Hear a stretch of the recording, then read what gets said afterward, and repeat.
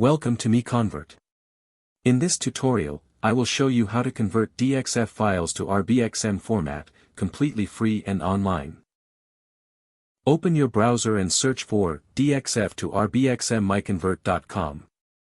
Click on the first result to go straight to the converter. You are now on the DXF to RBXM converter page. The interface is clean and easy to use. Let's upload a file. Click the Choose File button. A file picker will open. Select the DXF file you want to convert, then click Open. Your file is loaded and ready. You can see the file name, size, and destination format. Click Convert now to start the conversion. The conversion is in progress. You can see the progress bar moving. This usually takes just a few seconds. Done. Your file has been successfully converted. Click Download to save the RBXM file to your computer. That's it.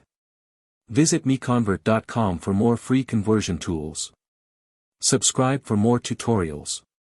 Thanks for watching.